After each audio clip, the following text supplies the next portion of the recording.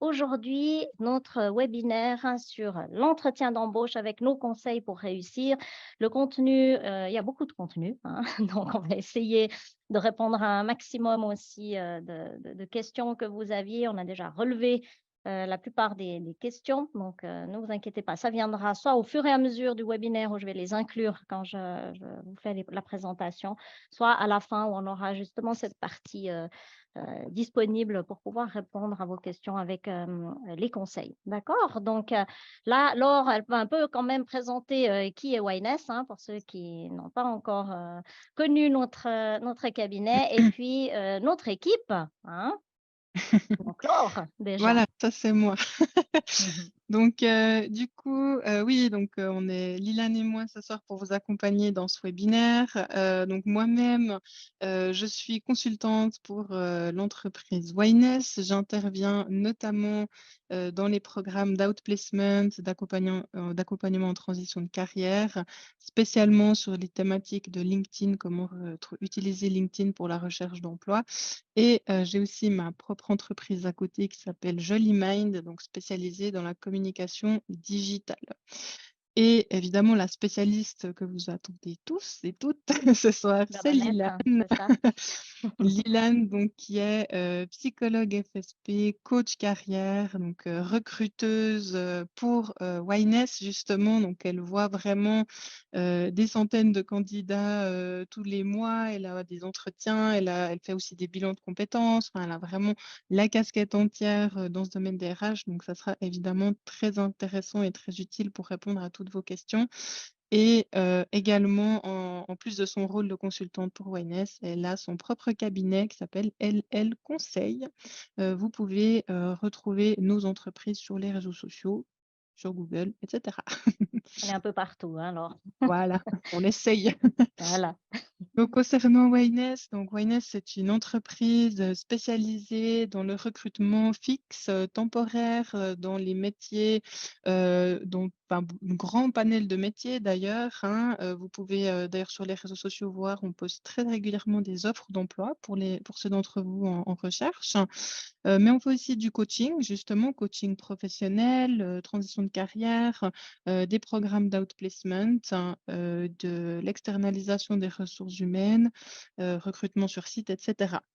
Donc il y a une équipe d'environ 15 personnes, plus des consultants externes comme nous, qui sont à, La Chaux-de-Fonds. Et d'ailleurs, je ne sais plus où j'en suis, pardon. Oui, depuis 2022, il y a, aussi une nouveauté. Donc maintenant, il y a une équipe de formateurs qui a rejoint en plus, l'équipe Wyness, donc avec un programme qui s'appelle le Cercle des métiers, Mmh. qui permet, de s'initier au métier horloger et joaillier, donc notamment pour les personnes qui souhaitent faire une reconversion professionnelle.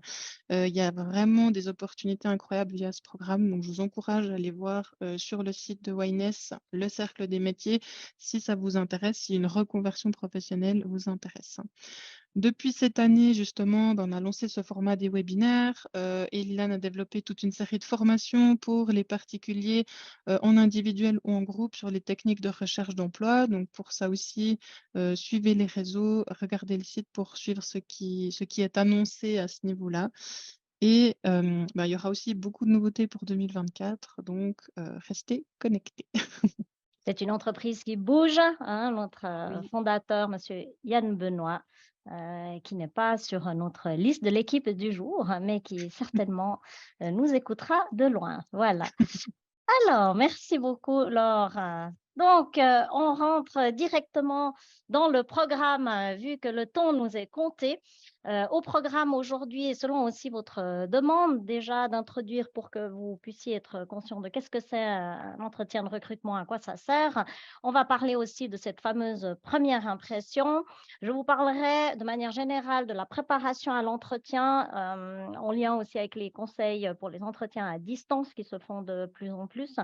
Je vous parlerai de l'avant, de pendant et de l'après entretien, d'accord? Je vous donnerai, des conseils, à ce propos. Et on parlera bien sûr aussi, du pitch qu'on a déjà vu lors de notre, dernier webinaire, mais je vous parlerai peut-être d'une distinction entre le pitch qu'on a discuté, lors du dernier webinaire et puis, le pitch, d'entretien d'embauche. Et on terminera bien sûr aussi sur les questions fréquentes des recruteurs, les questions pièges ou les questions un peu plus difficiles à répondre. Et là, on pourra compléter aussi avec vous, vos questions. Alors, voilà, on ne pourra pas, je pense, répondre non plus à toutes les questions, mais on va prendre un peu les principales qui ressortent. Il y en a déjà eu quelques-unes. Donc, n'hésitez pas à les soumettre en bas encore en plus dans les questions-réponses. Comme ça, ma chère modératrice Laure pourra un peu faire le topo de toutes ces questions qui nous sont parvenues pour que je puisse vous conseiller. Voilà. Donc, on commence immédiatement avec à quoi ça sert un entretien de recrutement, hein. Souvent, vous avez la pression avant un entretien. Les candidats me disent: «Ah, je suis stressée, j'aime pas les entretiens». Je comprends tout à fait, hein. Même moi-même, en tant que recruteuse, quand j'ai eu des entretiens, j'étais aussi un petit peu nerveuse, hein. Donc, comme quoi, c'est tout à fait normal, même si on est préparé. Il faut vous dire vraiment que nous, notre but, c'est de mieux vous connaître, mais que vous aussi, vous puissiez mieux connaître l'entreprise. Je tiens à ce point parce que vous avez aussi le droit de choisir l'entreprise dans laquelle vous allez aller, d'accord?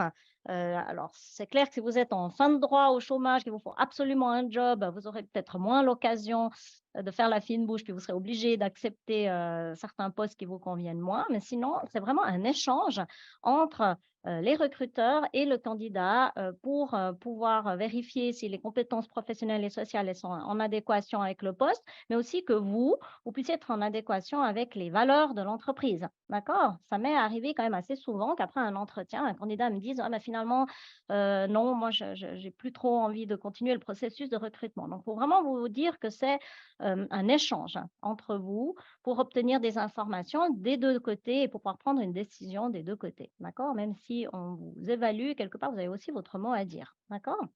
Le but aussi d'un entretien de recrutement, c'est, de tester votre, motivation, d'accord? Alors comment on va tester votre motivation? Ça, on va le voir un petit peu plus tard aussi et puis on va, déceler votre, savoir-être. On va aussi, revenir là-dessus plus tard, de voir, voilà, si vous vous adaptez facilement, si vous êtes disponible, ben, quelles sont vos valeurs et puis, c'est vraiment cet élément qui est presque plus important, que le reste. Donc, à ce propos, moi, je voulais savoir, si vous avez plutôt eu des entretiens qui vous ont mis, bien à l'aise, des entretiens difficiles. Donc je vais demander alors de remettre un petit sondage, pour moi, pour que vous puissiez me répondre. Est-ce que vous avez déjà vécu un entretien difficile? Que ce soit, voilà, j'étais mal à l'aise, il y avait des questions trop personnelles, des questions politiques, voilà. Répondez-moi oui ou non, jamais. Alors ça, c'est quand même assez incroyable, effectivement, un petit 50-50. Donc certains ont vécu déjà des entretiens difficiles où eux étaient mal à l'aise ou que le recruteur vous a mis mal à l'aise, des questions personnelles, et puis l'autre moitié non.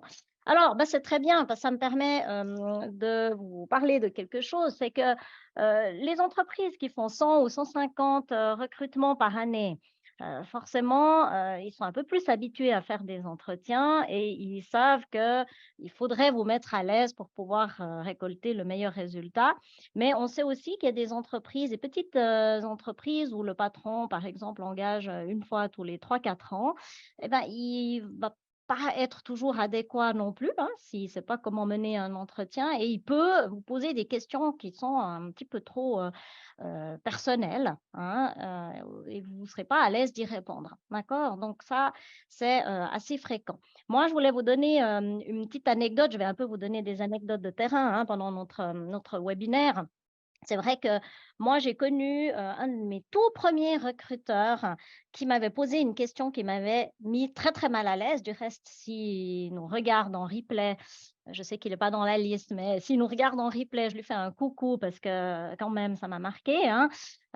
C'était une grosse entreprise et il m'avait demandé, «Madame Lopez, est-ce que vous avez déjà participé au concours du lancer du nain?»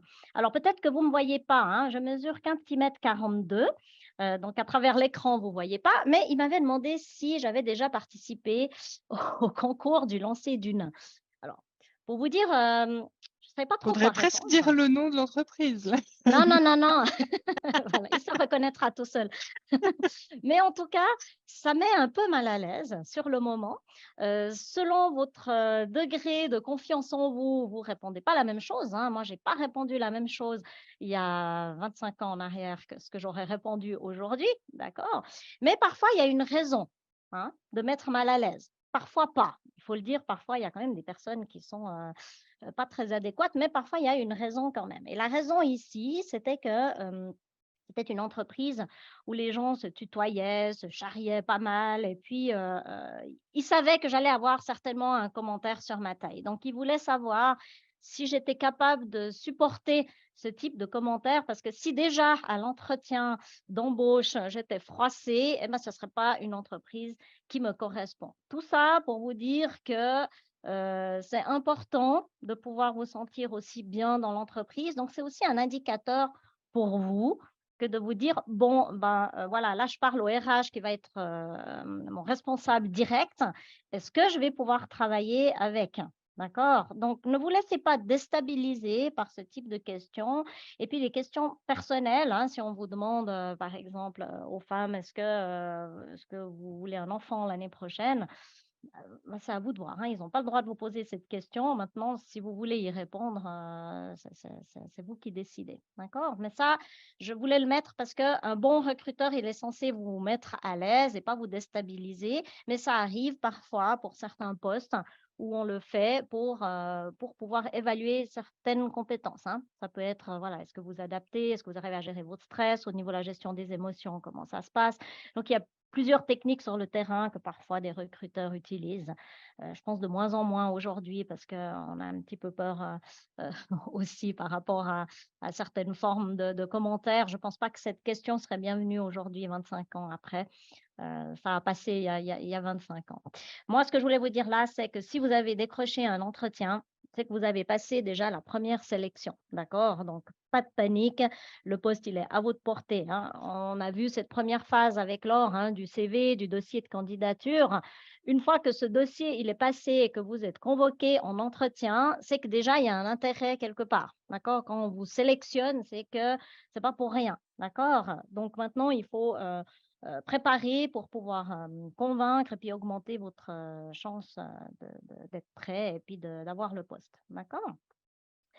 Alors, pourquoi est-ce que j'arrive plus à cliquer sur la suite? Voilà. Donc, maintenant, on va venir sur la première impression. Souvent, les gens me disent: «Moi, je déteste les personnes qui jugent, on ne doit pas rester sur une première impression», mais n'empêche que tout le monde a une première impression et que vous ne pouvez pas empêcher les gens d'avoir une première impression, qu'elle soit bonne ou négative, d'accord? Il y a une, citation que je sors toujours ici qui me semble importante: «Vous n'avez pas 2 fois l'occasion de faire une bonne première impression. Donc, ce serait bien d'y faire attention, d'accord? Il y a quand même 80 de non-verbal d'abord, qui permet de se faire une première impression et le reste qui vient ensuite par la gestuelle et la parole que vous pouvez, maîtriser. Ça ne veut pas dire que le recruteur va pas changer d'avis sur sa première impression, d'accord? Mais c'est important que vous puissiez vous dire: «Voilà, la manière dont j'arrive et ma démarche, ça peut vouloir dire quelque chose, hein. Moi, j'ai des gens qui traînent des pieds, qui arrivent là à l'entretien, on dirait qu'ils ont déjà pas envie d'être là. Le regard fait quand même quelque chose, hein. Si le regard est fuyant pendant tout l'entretien et dès qu'ils arrivent, la poignée de main qui est revenue, hein, parce que l'avant covid, il y avait quand même, quelque chose qui était très important avec la poignée de main. Aujourd'hui, elle est un petit peu hésitante, mais une bonne poignée de main ferme est quand même, source de première impression et puis il y a d'autres moyens encore de communication, hein, côté non verbal, le fait de sourire. Alors ça, je vous le dis parce qu'en entretien, je dois dire que je dois avoir 50-50, 50 de personnes qui sont tellement concentrées pendant l'entretien, qu'il y a pas de sourire pendant tout l'entretien, hein. Il me manque quand même ce petit sourire. Essayez de vous rappeler la prochaine fois que vous avez un entretien, vous penserez à moi, vous me direz: «Ah, madame Lopez, elle a dit qu'il faut que je sourie un tout petit peu quand même, hein». Il ne faut pas exagérer non plus, mais s'il vous plaît, un petit peu de sourire, hein.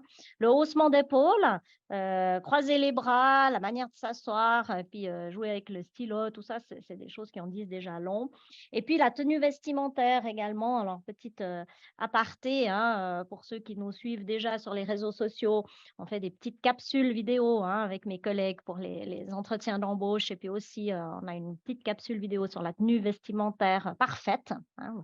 Vous verrez notre tenue vestimentaire parfaite conseillée.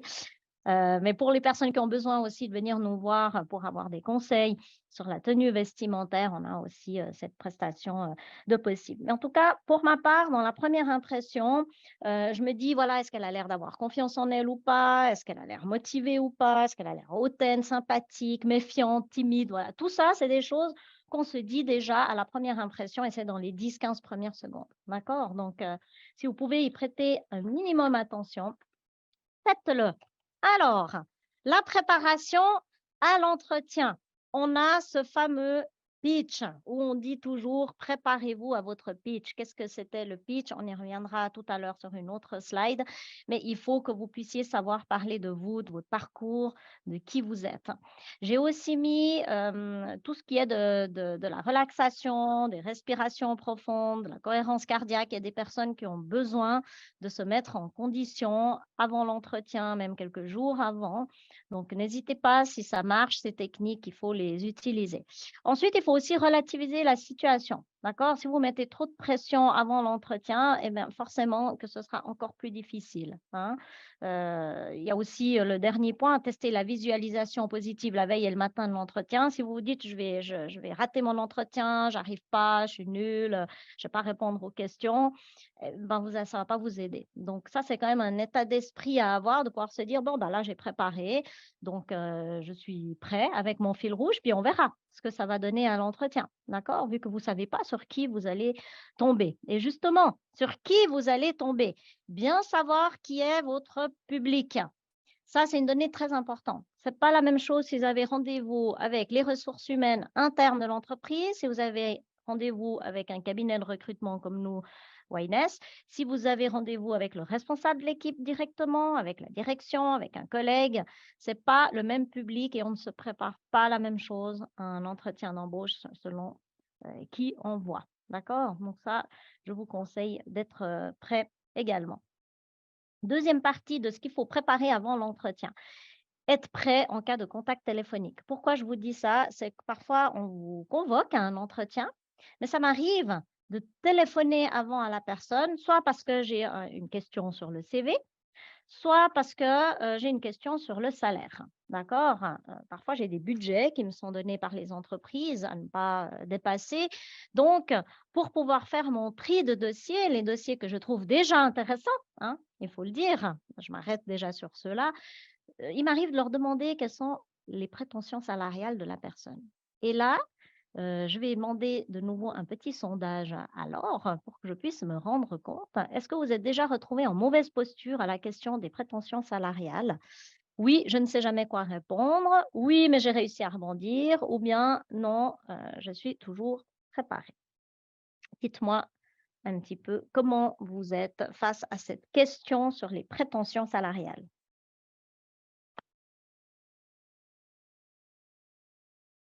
Peut-être pendant que les gens répondent, parce qu'il y a eu justement une question sur l'entretien téléphonique, si je peux Oui, faire le point. Est-ce volontiers. que suite à un petit entretien téléphonique, on est censé aussi faire une relance? Alors, je ne sais pas si tu veux l'aborder quand tu vas de toute façon parler de la relance. Et Mhm. donc, il y a une question, si oui, quand? D'accord. Alors, c'est vrai qu'en cas de contact téléphonique, vous devez aussi, à la fin du contact téléphonique, savoir comment ça va se passer la suite. D'accord? Savoir est-ce que le recruteur va vous recontacter dans la semaine? Est-ce que pour l'instant, vous êtes dans le pool de candidats et qu'on vous recontacte que dans 1 ou 2 mois? Il faut poser la question. D'accord? Sinon, vous allez attendre parfois encore longtemps, hein, parce que s'il y a une réponse négative, vous allez la recevoir par mail. Est-ce que vous devez rappeler? D'accord? Ne pas hésiter.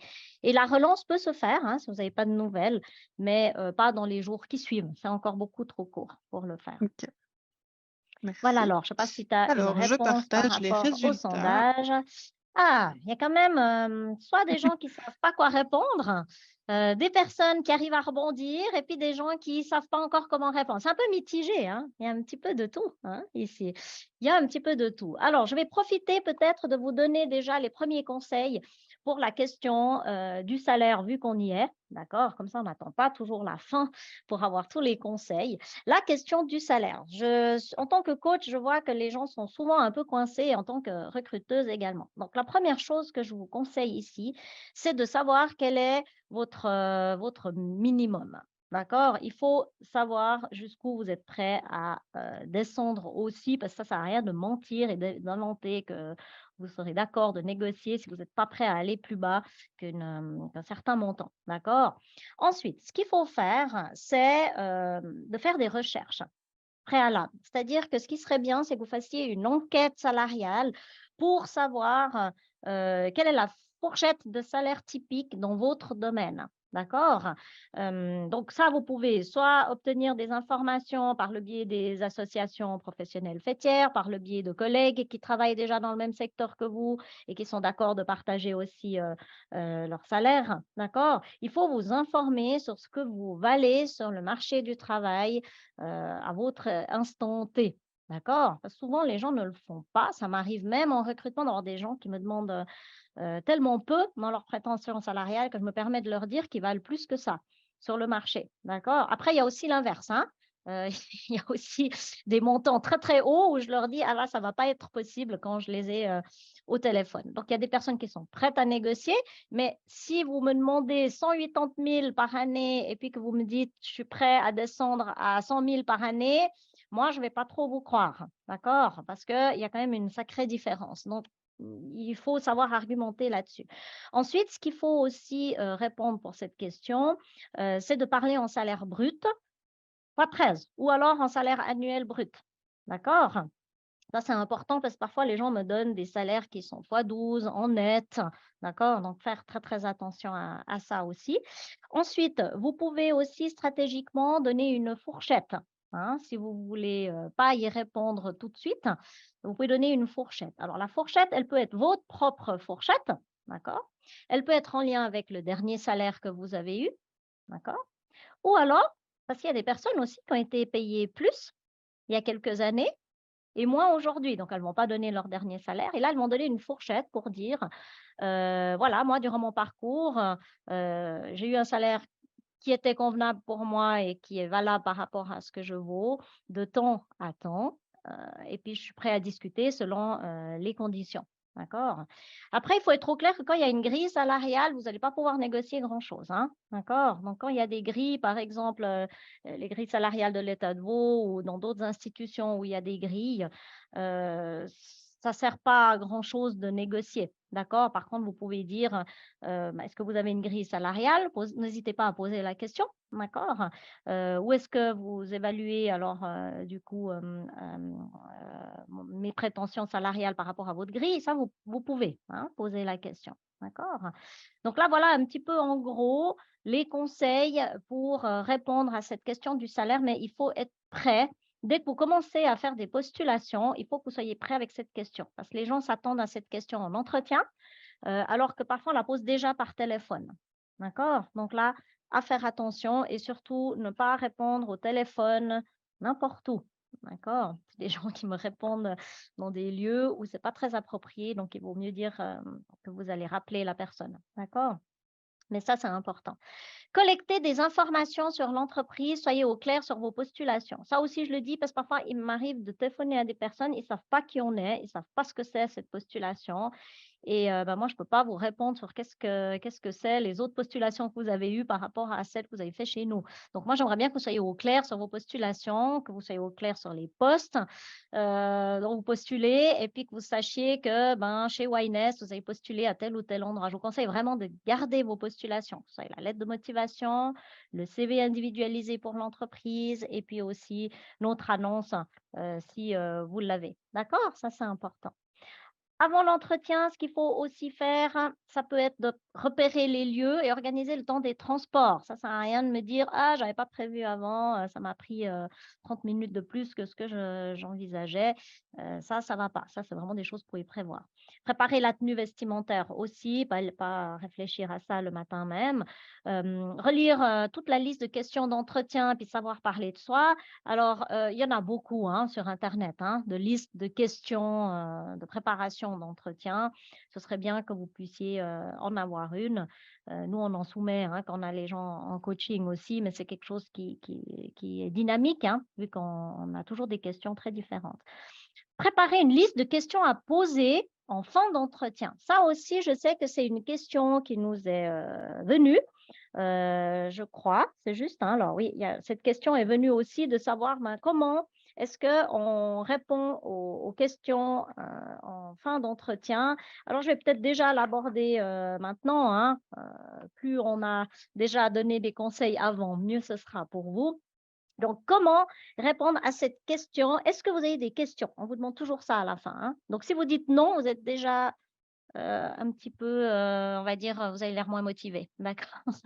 Il y a des gens qui me répondent non, hein, du reste, qu'ils ont pas de questions. Donc déjà, il y a toujours, en tout cas, une question à poser qui est: comment ça va se passer la suite du processus de recrutement, d'accord? Donc ça, vous devez le faire. Sinon, il y a d'autres questions que vous pouvez poser pour éventuellement, vous démarquer, hein, par rapport à d'autres candidats qui n'auraient pas posé de questions. Alors, je vais vous donner quelques exemples, hein, de questions, qui me semblent, assez intéressantes. Donc, soit vous demandez, au recruteur: «Est-ce que vous pouvez me donner un peu des défis, que le service rencontre actuellement?» par exemple, hein, ou pour, l'année en cours. Ça peut être quelque chose d'intéressant, si vous en ont pas parlé. Vous pouvez aussi leur demander de décrire la culture d'entreprise qui est en cours et puis comment est-ce que, ça se reflète dans le travail au quotidien. Je discutais avec certains candidats, par exemple, qui n'aiment pas devoir aller manger tous les jours à midi avec, tous les collègues, hein. Dans la culture de certaines entreprises, on mange ensemble tous les jours à midi, d'accord? Donc c'est quand même des éléments qui sont importants pour vous aussi, pour vous positionner, mais quelque part aussi pour, montrer votre intérêt. Vous pouvez aussi, demander s'il y a des opportunités d'évolution ou de croissance dans l'entreprise. Alors là, il faut faire attention, hein, bien sûr, quand on pose cette question, c'est parce que c'est un poste qui peut être évolutif, hein. Si c'est un poste, qui reste à ce niveau, vous pouvez vous, entre guillemets, «vous griller» avec cette question, hein, d'accord? Donc ne pas la poser toujours. Il y a une autre question que j'aime bien qu'on me pose, moi en tant que recruteur, c'est: «Qu'est-ce qui vous a plu dans mon dossier de candidature?» Quelque part, ça nous fait réfléchir, nous, recruteurs, de se dire: «Bah, tiens, en fait, c'est quoi qui m'a plu dans ce dossier?» hein. Donc ça, c'est une chouette question aussi, à poser, que vous pouvez, faire sans autre. Et puis, il y a aussi une autre question que je vous conseille de poser, tout simplement parce que c'est souvent oublié. Vous voyez, souvent dans les annonces, on vous demande de bien savoir gérer son stress, hein, d'être, à l'aise avec la pression, hein. Il y a beaucoup de jobs maintenant où c'est demandé. Je vous conseille quand même en entretien de poser cette question, si on ne vous l'a pas dit, c'est de savoir qu'est-ce que ça veut dire pour eux, que la gestion du stress, d'accord? Hein, ça, c'est pour aussi vous protéger vous, parce que si vous êtes une personne qui gère mal le stress, qui aimait avoir un rythme assez, tranquille aussi, pas avoir trop de pression, vous n'allez pas être à l'aise, d'accord? Donc moi, je vous conseille de poser ces questions-là, hein. Après, il y a bien sûr toute une liste de questions, possibles à poser en fin d'entretien et c'est là que c'est bien pour vous de les préparer en lien avec l'annonce, en lien avec l'entreprise, que ce soit sur les valeurs de l'entreprise, sur les missions ou alors est-ce que ça vous intéresse de savoir s'ils forment des apprentis? Voilà, toutes les questions sont bonnes à poser tant qu'il y a pas la réponse sur le site internet. Sinon, ça veut dire que vous n'avez pas bien lu le site internet. Donc, préparez des questions en avance, voilà, hein, et comme je vous dis avant l'entretien aussi, c'est bien de venir avec son dossier de candidature complet à l'entretien, d'accord? Avec votre CV, votre lettre, vos certificats de travail, éventuellement des petites notes que vous êtes mis à côté dans un bloc-notes avec les questions à poser en fin d'entretien et si on y a déjà répondu, là, vous pouvez faire apparaître votre bloc-notes et puis dire, «Ah bah, vous avez déjà répondu à ma question, je voulais encore savoir, comment ça va se passer la suite du processus». D'accord? Ça, c'est tout à fait possible. La liste est longue, hein, je pourrais vous donner, une centaine de questions à poser en fin d'entretien. Là, ça vous donne quelques idées déjà. Ensuite, on a mis: «Connaître votre CV». Alors ça a l'air tout bête, mais il y en a plein qui arrivent plus à me dire les dates, ni exactement les bonnes périodes. Donc je vous conseille d'être au clair quand même sur votre CV, d'être au clair sur votre lettre de motivation parce que, vous parlez de certaines choses, certaines réalisations dans vos lettres de motivation, et puis en fait, après en entretien, c'est oublié alors qu'il faudrait le redire. Vous avez créé une base qui vous permet de vous mettre en avant et puis vous l'utilisez parfois pas en entretien, donc je vous conseille vraiment de le faire. Savoir parler de ses certificats, pour moi, c'est essentiel. Pourquoi? Parce que, il y a pas toutes les entreprises qui savent faire des certificats de travail, hein, il faut le dire. Certains certificats sont un peu dissimulés aussi, parfois, hein, donc on n'a pas le droit de mettre des choses négatives dedans, mais le recruteur, il peut sentir, d'accord? Il y a parfois quand même des mots-clés qui sont, assez flagrants. Ça m'est arrivé parfois, de poser cette question après à mes candidats où des gens, l'ont très mal pris, où ils m'ont dit: «Ah, vous êtes la première personne à me dire que mon certificat est mauvais». Alors que, j'essayais plutôt de comprendre qu'est-ce qui s'est passé, pourquoi est-ce que le certificat est écrit ça, alors qu'eux ont eu une bonne expérience, d'accord? Donc il ne faut pas vous sentir attaqué, mais par contre, il faut être prêt à savoir parler de ces certificats, surtout si vous n'avez pas un bon certificat, d'accord? Dans la même, ligne que les certificats, il faut savoir parler aussi de vos périodes, de licenciement, par exemple, ou d'inactivité, d'accord? Ça, c'est aussi, clé, hein. Savoir parler de son licenciement ou bien pourquoi vous êtes parti d'une entreprise, c'est important et ça va aussi dépendre de ce qui est noté dans le certificat de travail, hein, d'accord? Voilà et puis préparer une liste de références à remettre si jamais, durant l'entretien. Voilà, donc ça, c'est ce qu'il faut vraiment réfléchir avant l'entretien et puis pour ceux qui ont eu des périodes d'inactivité longues, alors je vous conseille d'être, honnête aussi, d'accord? Mais quand même en vous mettant en avant. Moi, j'ai eu des candidats qui m'ont dit sur le terrain: «Ben, moi, j'ai rien fait pendant ces 3 ans». Puis j'ai dit: «Mais vous avez certainement fait quand même, quelque chose, je sais pas». «Non, j'ai rien fait». Ah, donc là, c'est un peu, négatif déjà directement au départ. Vous avez certainement pas rien fait pendant 3 ans, à moins que vous vouliez vraiment être sincère avec moi et puis, ben, peut-être ce candidat, il a voulu jouer la sincérité. Il a vraiment rien fait pendant 3 ans, donc pourquoi pas, d'accord? Et ne dites pas tout non plus, hein. Je sais pas Laure, tu voulais intervenir ici? Je sais pas si tu voulais dire quelque chose? Bah, c'est juste qu'il y avait une question quand même en rapport avec ce que Oui, tu disais. Je ne volontiers? sais pas si c'est quelqu'un qui est peut-être en France, parce que je sais qu'il y a une différence aussi. Oui? Je ne comprends pas ce que vous appelez certificat, c'est un document administratif pour moi. Donc, D'accord, peut-être si tu peux OK. préciser? Alors, je vais peut-être préciser ici. C'est vrai que, en Suisse, les certificats de travail sont très importants. C'est un document effectivement, administratif qu'on vous remet à la fin de votre, mandat de travail dans une entreprise, qui doit spécifier la période, où vous avez travaillé là-bas, sous quel, type de poste vous avez travaillé là-bas. Il devrait être spécifié aussi vos tâches, vos qualités personnelles, vos qualités professionnelles. Il doit y aussi y avoir, une mention sur toutes les personnes avec qui vous avez travaillé. Est-ce que vous avez eu de bonnes relations avec? D'accord? Si par exemple, vous avez travaillé avec des clients et qu'on met juste que vous avez eu de très bons contacts avec vos collègues et vos supérieurs, je vais me dire: «Oups, est-ce que vraiment ça a été avec ses clients?» D'accord? C'est quand même un document qui est très, très important, en Suisse. Même si c'est la globalité des certificats, qui nous parle, d'accord? C'est pas parce qu'un certificat n'est pas bon qu'on va regarder absolument celui-là, mais par contre, il faut savoir en parler. En France, c'est plus des attestations de travail où il y a plus juste les dates avec l'appellation du poste et dans ce cas-là, je vous conseille alors d'avoir des recommandations, des gens qui vous servent dans votre liste de référence, hein, parce que quand même en Suisse, on regarde beaucoup les certificats de travail, hein. S'il manque un certificat, on se dit: «Voilà, est-ce qu'il a vraiment travaillé là-bas, quelque part?» d'accord? Et comment ça s'est passé? Voilà. J'espère que ça répond Merci. à la Oui. question de la personne. Il y a d'autres questions qui sont en lien avec, cette phase d'avant-entretien alors? Sinon, j'y réponds en même temps. Ouais, il y a Sinon, une je question passe qui à fait la un suite. peu débat, mais on la prendra si on a le temps, parce que je sais que D'accord. c'est, un sujet tendance, c'est: est-ce qu'on peut demander des références sur les employés ou ex-employés, vu que l'employeur nous demande des références sur nos anciennes expériences finalement? D'accord, donc dans l'autre sens, la question. Est-ce Oui. qu'on peut demander des références sur, les entreprises? Alors ça se fait un peu tout seul, hein. Ceux qui connaissent pas le site Glassdoor, par exemple, c'est typiquement ça, hein. C'est un peu un TripAdvisor, des employeurs où les anciennes personnes salariées, viennent mettre un petit mot, sur leur expérience au sein de l'entreprise et bien entendu, ben, il y a de tout. Hein, et une entreprise a pu ne pas convenir du tout à une personne et très bien convenir à une autre, d'accord? Mais c'est bien d'avoir des échos pour pouvoir vous faire une idée, hein, finalement, de comment travaille l'entreprise dans tel ou tel département. Mais ça ne doit pas être déterminant pour la suite. C'est plus important l'entretien pour que vous puissiez vous faire votre propre idée, d'accord?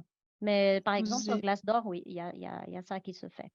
Mhm. vous ai mis le lien dans les questions-réponses. Donc, si ça vous intéresse, Glassdoor, pour pouvoir Oui. accéder à ce site pour ceux qui ne connaissent pas Bien sûr, il n'y a pas pour ce toutes les sujet. entreprises, on est Non, d'accord. mais Les c'est petites vrai que entreprises mettent pas trop de commentaires dessus pour pas être repérées. Mais il y a toutes sortes d'autres moyens pour questionner les gens sur comment était l'ambiance dans l'entreprise, etc. Et ça peut être fait aussi via LinkedIn ou d'autres moyens de réseautage. Donc ça, il faudra se référer à nos webinaires réseautage, hein? oui, Parfait. Alors, je allons-y. passe à la suite. Alors, les conseils d'entretien à distance. Je ne vais pas trop en faire long là-dessus, mais comme je vous ai dit, mes premiers entretiens, je les fais souvent en visioconférence. Donc déjà, consultez aussi vos spams régulièrement si vous êtes en processus de recrutement. J'ai des gens qui me répondent jamais. D'accord, quand je les convoque. Donc, voilà, c'est un peu la surprise pour moi de savoir qu'est-ce qui se passe réellement derrière, ou quand je laisse un message comme box, j'ai jamais de nouvelles, d'accord? Donc, quand je convoque un entretien à distance, idéalement, essayez d'éviter de me dire, «Non, moi, je suis pas d'accord de faire un entretien en visioconférence», hein. Ça m'est arrivé et dans ce cas-là, ben, c'est déjà un mauvais point pour vous parce que, voilà, tout simplement, si je vous convoque, en entretien en visio, j'aimerais que vous puissiez, être là en visio. Ne dites pas non plus, «J'ai personne pour, me prêter un appareil, pour faire une visio», parce que c'est assez rare de nos jours. On a quand même plusieurs applications, de possibles et quand vous y êtes, à cet entretien, je vous conseille aussi, de pouvoir, tester votre matériel et d'avoir toujours un plan B si jamais votre connexion ne marche pas, d'accord?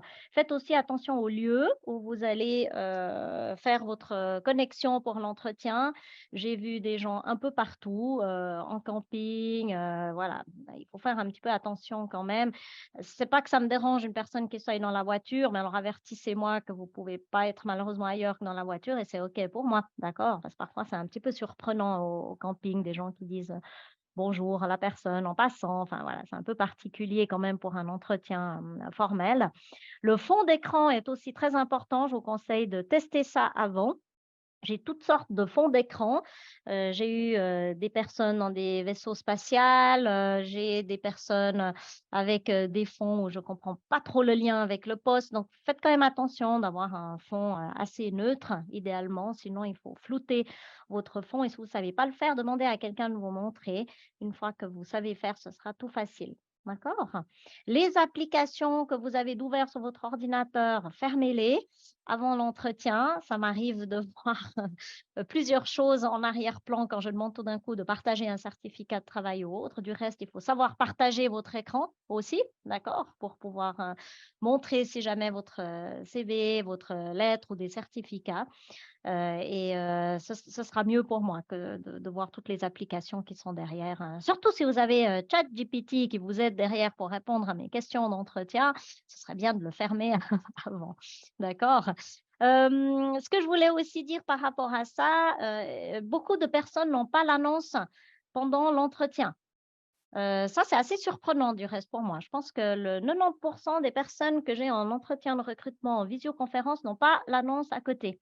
Je vous conseille de l'ouvrir déjà sur votre écran pour être prêt parce que tout simplement, c'est une stratégie pour vous pour répondre aux entretiens, c'est de faire le lien avec l'annonce, d'accord?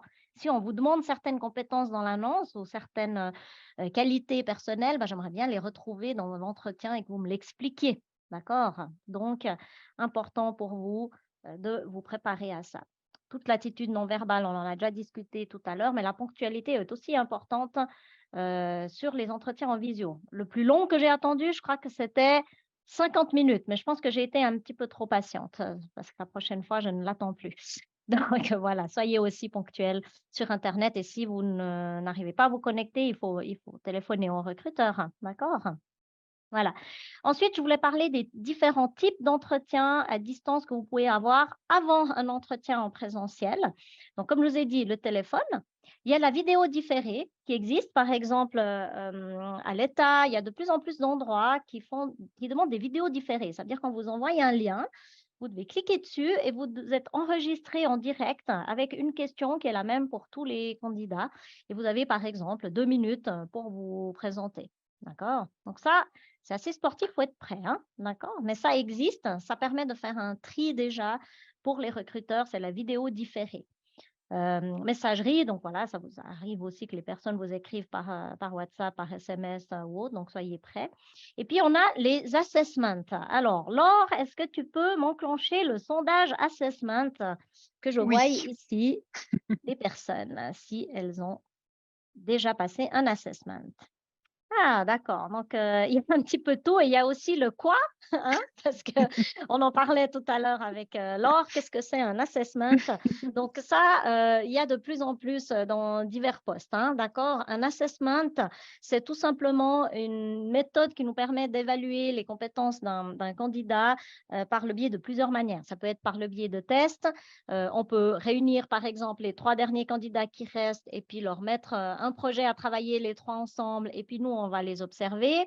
Ça peut être des mises en situation, ça veut dire qu'on va vous donner un cas pratique et on vous dit: «Voilà, vous avez 30 minutes pour préparer le cas et ensuite vous devez nous le restituer», d'accord? Tout ça, ça fait partie d'un assessment. Ce sont des outils d'évaluation tout simplement, donc si on vous dit: «Voilà, on va vous faire un assessment», attendez-vous soit à un test, soit une mise en situation, soit des jeux de rôle avec, d'autres personnes qui sont dans la phase finale. Il faut le dire, c'est plus, pour des postes, de cadre, hein, que ça se fait, les assessments, mais les mises en situation se font de plus en plus pour un petit peu tous les métiers.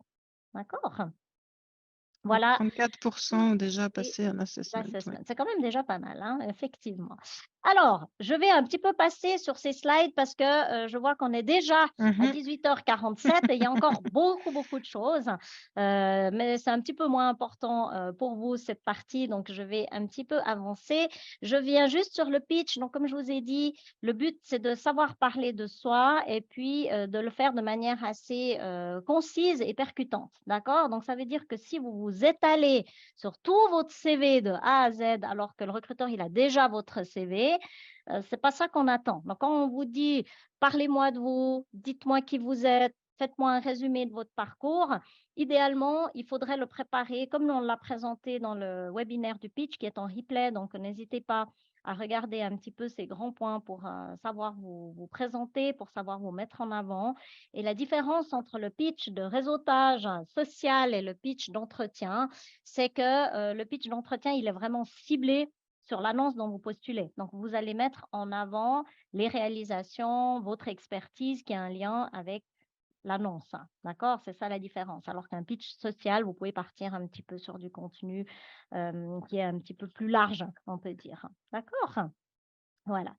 Donc, pendant l'entretien, moi, je vous ai déjà dit, le point principal pour moi, c'est d'être authentique, d'être positif. J'ai trop de gens encore qui critiquent leurs derniers employeurs, des anciens collègues ou autres. C'est vraiment quelque chose à pas faire. D'accord? Pour moi, c'est très, très important.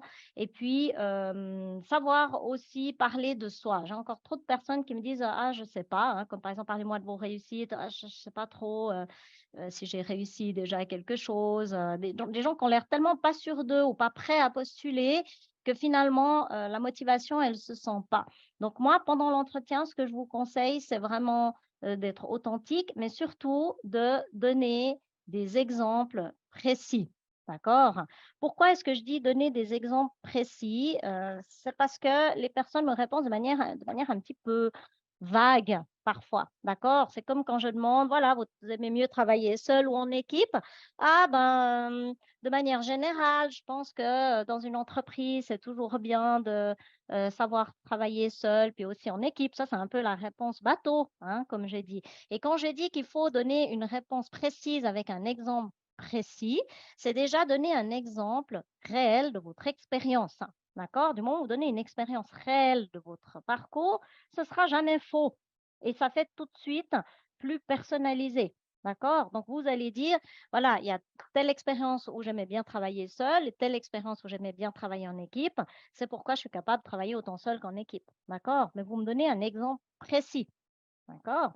Moi, je vous ai mis une méthode ici qui s'appelle la méthode STAR. Donc, quand je dis faites votre STAR hein, à mes coachés, c'est un petit peu ça. C'est que déjà, vous allez toujours donner un peu le contexte et puis la situation pour que je puisse comprendre l'exemple que vous allez me donner. Voilà, est-ce que c'était dans une grande entreprise? Est-ce que c'était il y a 10 ans ou bien il y a 2 mois? C'est pas la même chose. Comment étaient les locaux? Est-ce qu'il y avait beaucoup de collègues avec vous? Quelles responsabilités vous aviez? Ça, c'est la situation. Ensuite, vous me donnez les tâches que vous avez accomplies, d'accord?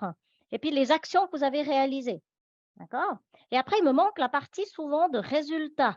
Vous avez fait tout ça, c'est bien, mais c'est quoi le résultat? Pour que je puisse ici voir vos compétences, d'accord? Donc ça, c'est le petit conseil quand on vous demande quelles sont vos compétences, quels sont vos atouts. N'hésitez pas à donner des exemples précis et d'utiliser, si jamais, la méthode STAR, d'accord? Hein? Voilà. Donc là, on vous a mis un petit peu les thèmes des questions fréquentes du recruteur, d'accord? On vous demande autant des questions sur le poste, sur l'entreprise, sur vos compétences, sur votre personnalité, sur l'aspect relationnel, sur le management, hein, si c'est applicable dans votre postulation, sur les formations que vous avez eues, sur gestion de conflits, sur des mises en situation, hein, des exemples précis que vous pouvez vivre, hein, comme par exemple dans le commerce de détail, hein, comment vous allez réagir face à un client mécontent. Et puis, au lieu de dire comment vous pensez qu'il faudrait faire en théorie, vous donnez un exemple précis de comment vous avez fait. D'accord? C'est ça qui est important. Et la question des loisirs, où souvent les gens me disent qu'ils ne sont pas toujours à l'aise, hein, et pourtant, de plus en plus de recruteurs posent des questions sur les loisirs parce que ça donne un côté un petit peu personnel. Hein. Ça répond à la question, certains ont demandé, c'est est-ce qu'il faut plus parler des savoir-faire hein, ou bien du savoir-être. Alors, quelque part, il y a un bon équilibre des 2 hein, qu'on va chercher quand on aimerait recruter quelqu'un. Mais le savoir-faire, il va être peut-être plus important à justifier si vous postulez dans un poste technique, d'accord? Alors que, par exemple, d'un poste dans le tertiaire, je ne sais pas, une employée de commerce ou une personne dans les ressources humaines, moi, j'ai aussi envie de voir la partie des qualités, des compétences personnelles, d'accord? Plus du savoir-être. Comment elle gère les situations, comment elle gère ses émotions, est-ce qu'elle est capable de prendre du recul, comment elle s'adapte, d'accord? Donc, il y a un bon équilibre entre les 2, mais après, il faut que vous soyez au clair sur, l'endroit où vous postulez pour pouvoir vous dire: «Ah, ben, tiens, c'est quand même un métier qui est plus technique, je dois quand même mettre en avant mon savoir-faire», d'accord? Ça, c'est important. Donc, j'espère que j'ai pu répondre à cette question. Donc, poser des questions, là, je reviens sur la question de clôturer un entretien. J'ai des personnes qui veulent partir trop vite de l'entretien et qui oublient de me poser des questions, qui oublient de me demander si, comment ça va se passer la suite du processus de recrutement. Parce que parfois, il y a un deuxième, un troisième entretien et parfois, il y en a, carrément, pas du tout, d'accord? Donc, c'est bien que vous sachiez et dans combien de temps vous aurez des nouvelles. Vous pouvez aussi demander s'il y aura une demi-journée d'observation suite au processus de recrutement pour que vous puissiez vous positionner, d'accord? Ça arrive, de plus en plus, hein, OK?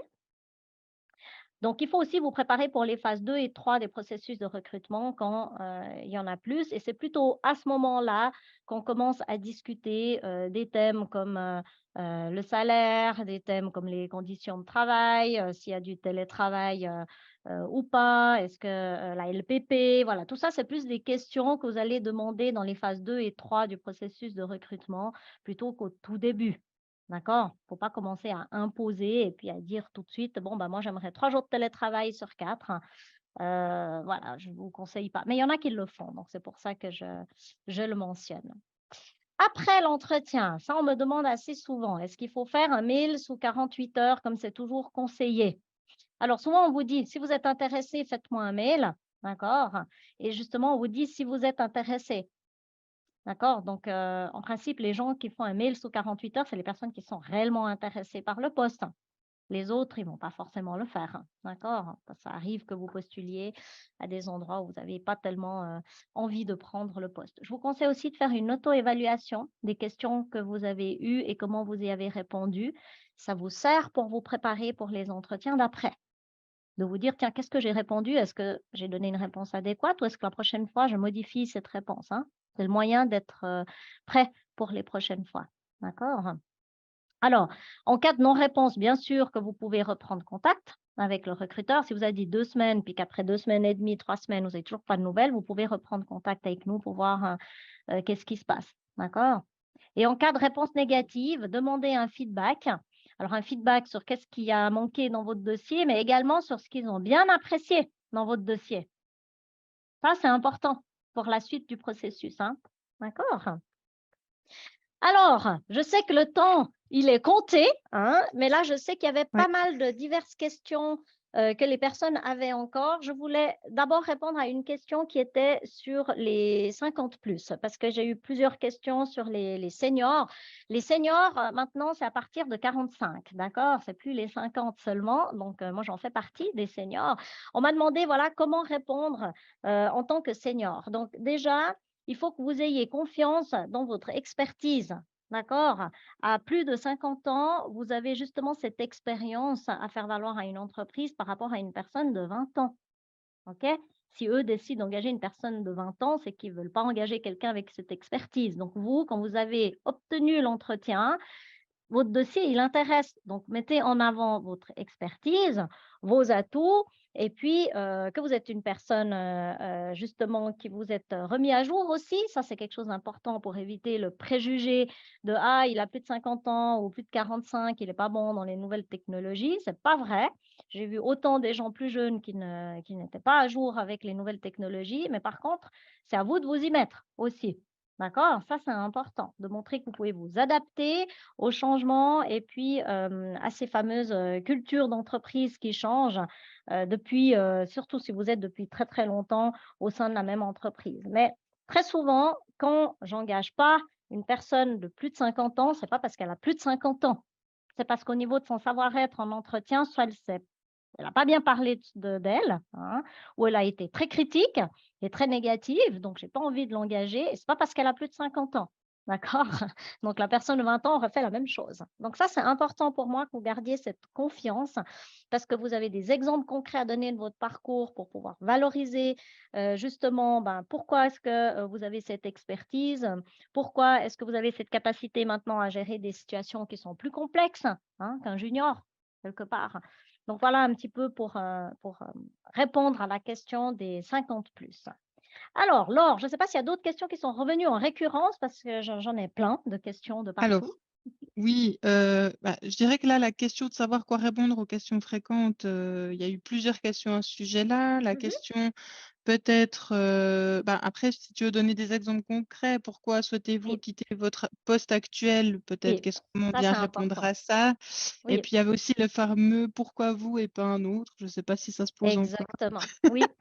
Alors, le pourquoi quittez-vous votre employeur actuel? Alors, la même chose, je vous conseille d'être honnête, mais quand même diplomate, d'accord? Donc, vous expliquez les raisons et les motifs de votre départ, mais c'est pas là qu'il faut aller critiquer votre dernier employeur, d'accord? Ce qui est plutôt important pour moi, c'est que vous fassiez le lien avec le poste actuel, que vous puissiez montrer aussi que c'est une opportunité qui est logique dans votre parcours, hein, pour pouvoir montrer quelle est la prochaine étape en fait. Pourquoi vous partez de dans cette ancienne entreprise pour vouloir venir chez nous?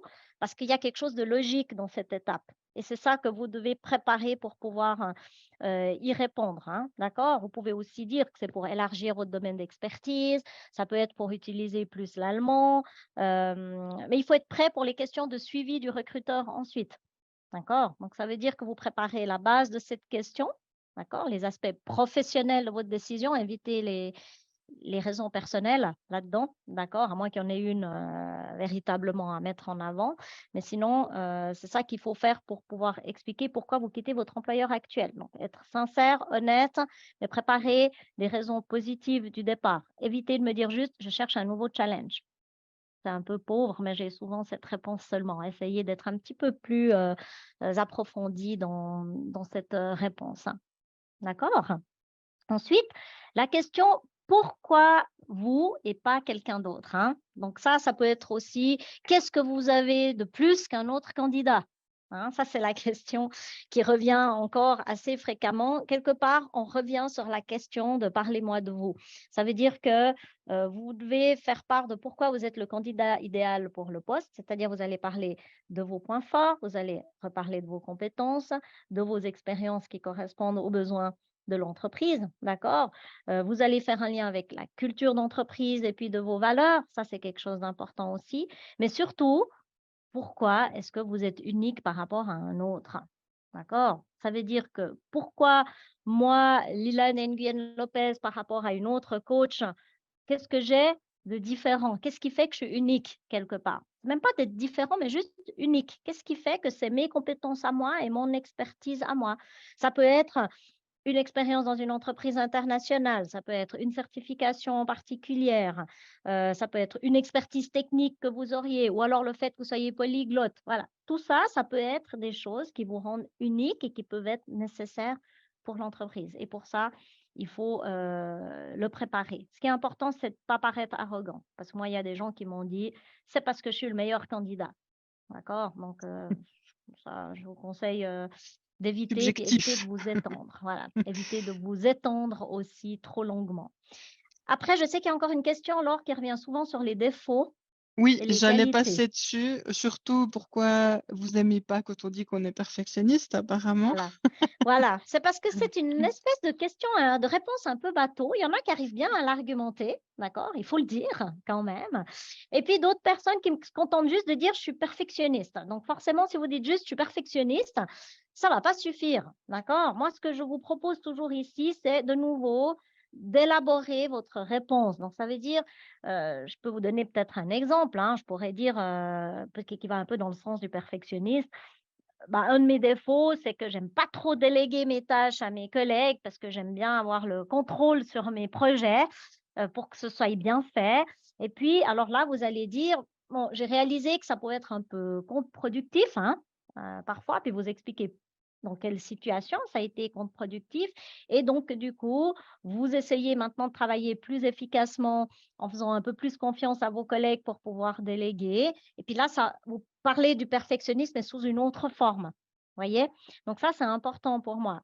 Il y a d'autres exemples de défauts, souvent on me dit: «Mais qu'est-ce que je peux donner d'autre comme défaut?»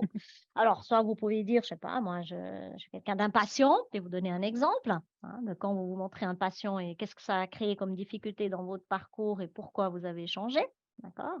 Ou que vous améliorez.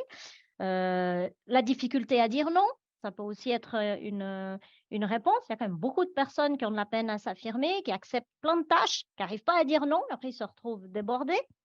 Ça peut être aussi, éventuellement un défaut. Ne pas aimer prendre la parole en public, ça peut aussi être, par exemple, un défaut en version positive, hein, mais un défaut réel. C'est pour ça que je vous dis toujours, essayez de réfléchir à un défaut réel que vous avez quelque part, d'accord? Mais pas un défaut exagéré non plus qui va, vous porter, préjudice dans ce poste. Vous pouvez aussi dire que vous manquez d'expérience dans un domaine spécifique, par exemple, hein, que je sais pas, vous parlez, vous avez qu'un niveau B1 en allemand alors que c'est un niveau, C1 qui est attendu, par exemple. Ça peut être sous la question des défauts, d'accord? Et puis à l'inverse, la question des qualités, la même chose. Évitez de me dire: «Je suis motivée, dynamique, j'ai un bon esprit d'équipe, voilà, j'ai un copier-coller de tout le monde». Vous verrez un petit peu nos petites capsules vidéo. C'est vrai que j'entends toujours ça: «Je suis motivée, ponctuelle, dynamique».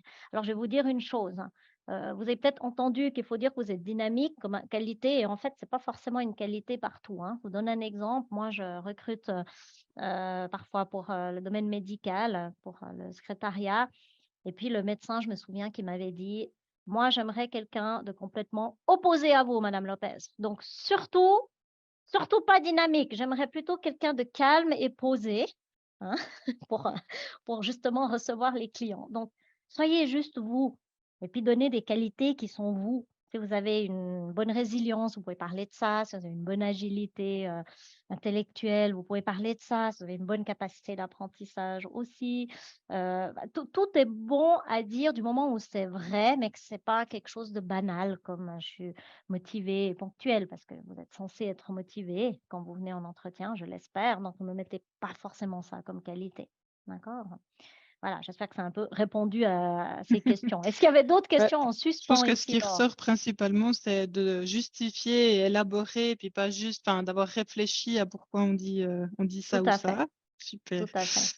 Vraiment Alors, donner des exemples précis, c'est vraiment la clé pour réussir tous les entretiens, de préparer des exemples, des anecdotes de votre parcours, des réalisations, même s'il y a des chiffres dedans, hein, chiffre d'affaires, des bénéfices pour ceux qui sont plus dans ce domaine-là.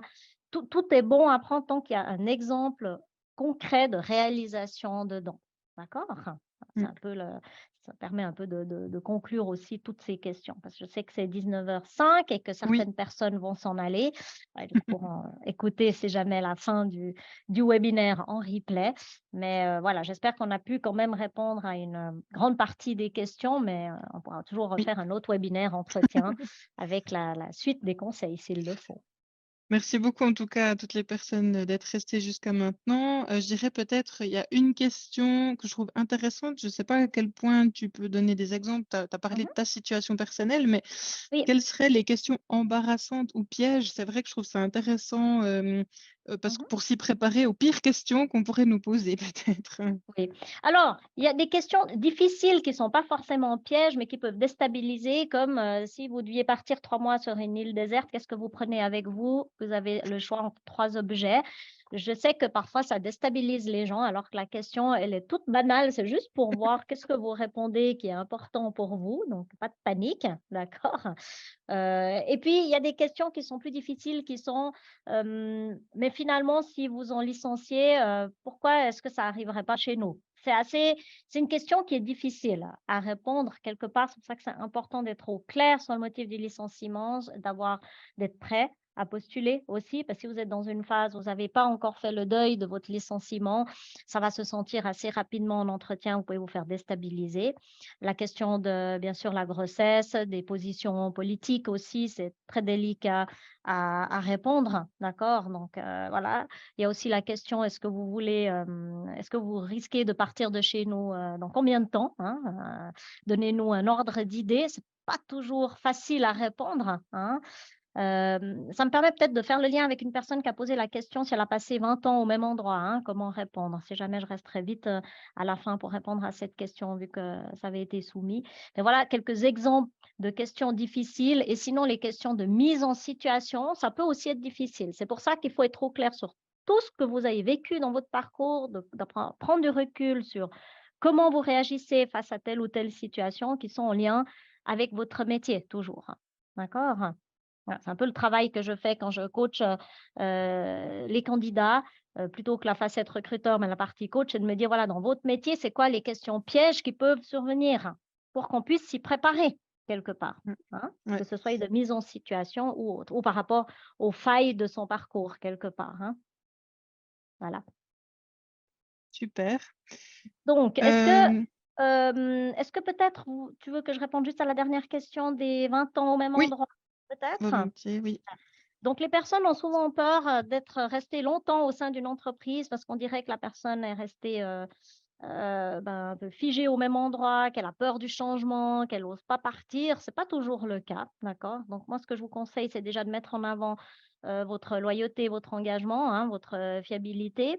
La deuxième chose qui serait bien à dire, c'est peut-être, si vous avez une évolution professionnelle pendant ces 20 ans ou est-ce que vous avez fait vraiment pendant 20 ans exactement la même chose? D'accord?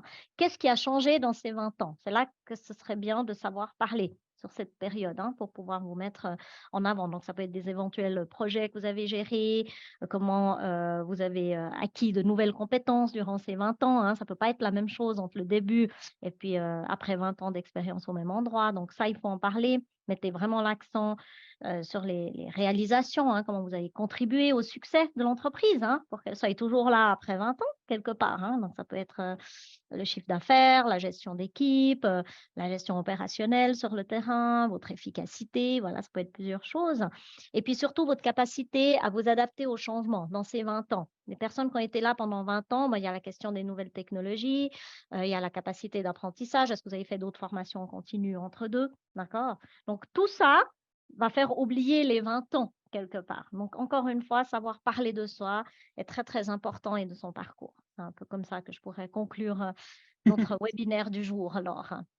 Parfait. Oui, je pense que 7h10, c'est le moment de conclure. Donc, Euh, n'hésitez pas à nous suivre sur les réseaux sociaux. Donc, Wyness, trouvable sur Facebook, LinkedIn et Instagram pour avoir le lien de mhm, rediffusion, suivre les annonces, etc. Vous recevrez aussi un email avec le lien.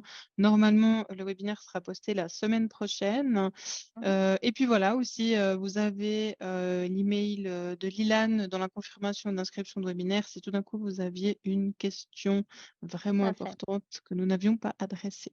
Donc, Et je merci suis tout le bien monde. sûr aussi à disposition pour les entretiens de simulation. Si tout d'un coup des personnes ont un entretien qui est fixé, je ne sais pas, dans 2 semaines, qu'ils ont besoin de me voir en visioconférence pour préparer l'entretien, bien entendu qu'on le fait aussi. Donc, tout est faisable. Et puis pour les questions en dessous, dans les questions-réponses qu'on n'a pas répondu, je les noterai et peut-être qu'on fera un autre webinaire dans quelques mois sur une suite de conseils d'entretien sur des questions qu'on n'a peut-être pas répondues, hein. Alors, ça peut être une Ouais, idée. D'accord. super. Bon, merci beaucoup tout le monde et bonne Merci tout le soirée. monde. À la Et puis, prochaine. bonne soirée. Merci Au beaucoup. revoir.